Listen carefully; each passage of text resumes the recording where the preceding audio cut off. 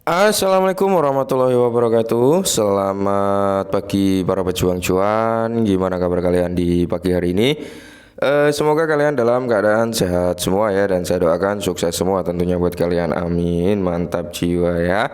Dan tetap jangan kawan, secangkir kopi harus selalu ada buat menemani kesempatan di pagi hari ini teman-teman, untuk melihat rekondisi daripada keadaan cryptocurrency, yang dimana kalau kita lihat bersama-sama teman-teman, untuk trending pointnya masih Solana sama Analos ya teman-teman ya.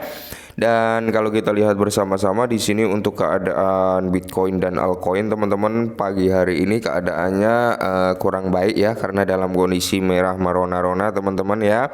Nah, bisa kalian lihat sendiri keadaan hampir merata lah, altcoin mengalami retracement atau penurunan ya di pagi hari ini. Dan kalau kita lihat untuk market cap-nya juga mengalami penurunan sekitar 1,72%. Bitcoin dominasinya ada sedikit kenaikan teman-teman, karena terakhir kemarin itu berada di area 49,8. Kali ini berada di area 49,9 ya. Dan untuk fear in grade-nya masih dalam kondisi penurunan juga 2 poin teman-teman. Nah, kali ini ada kabar yang kurang baik teman-teman ya, datang dari exchanger ya, exchanger siapa tahu salah satunya kalian gunain ya, tapi nggak apa-apa kalau kalian nggak di negara ini ya, karena di sini ada 9 exchanger yang digugat teman-teman, yang kemungkinan besar ya notabene bisa bisa tutup operasional nantinya gitu teman-teman. Kita langsung saja bahas ya. Nah, di sini teman-teman, India menindak Binance, Huobi dan bursa kripto teratas lainnya. Nah, jadi kayak Binance, Huobi, Kraken itu dan beberapa exchanger kripto lainnya itu tergugat teman-teman ya, atau ditindak oleh negara India teman-teman. Nah, otoritas keuangan India mengeluarkan peringatan keras kepada bursa kripto terkemuka seperti Binance dan Huobi menurut kebutuhan terhadap peraturan AML-nya. Nah, apakah ini akan menjadi gorengan untuk menurunkan harga kripto ya, sebelum persetujuan daripada ETF, agar entitas-entitas besar ini bisa mendapatkan harga murah gitu sebelum approvement daripada ETF? Bisa jadi gitu teman-teman ya, ini bisa jadi gorengan-gorengan para market maker ya, untuk melakukan dump daripada Bitcoin. Nah, jadi di sini unit intelijen keuangan FIU ya, FIU. Oke ya. India telah mengeluarkan showcase ya, notif kepada 9 penyedia layanan aset digital virtual lepas pantai atau VDAS, VDA ya teman-teman ya, SPS, termasuk raksasa dunia seperti Binance dan Huobi. Langkah signifikan ini dapat berdampak signifikan pada dunia kripto lokal, tentunya yang berbasis di India teman-teman ya.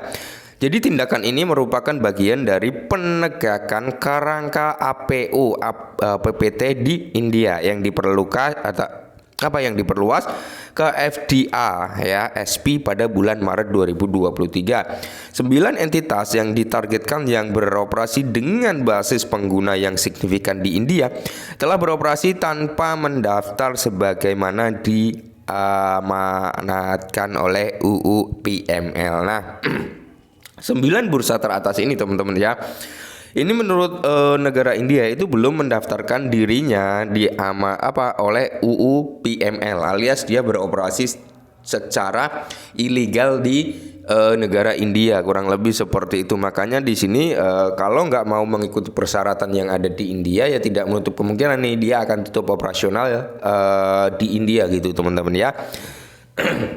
Nah, pemberitahuan FIU menuntut bursa-bursa ini menjelaskan ketidakpatuhan mereka jika tidak situs web mereka dapat diblokir di India, yang secara efektif memutuskan sebagian besar basis pengguna mereka. Nah, ketika 9 exchanger ini teman-teman ya, ini tidak menjelaskan ketidakpatuhan mereka ya terhadap FIU teman-teman, atau mendaftarkan mereka ke FIU ya, maka di sini negara India ini akan memboikot atau memblokir situs web mereka, sehingga orang-orang India itu ya nggak akan bisa menggunakan exchanger tersebut gitu teman-teman. Padahal India itu penduduknya juga banyak banget ya, penduduk banyak, basis pengguna kripto juga banyak teman-teman. Sangat disayangkan kalau memang ini harus tutup operasional di negara tersebut gitu ya kan.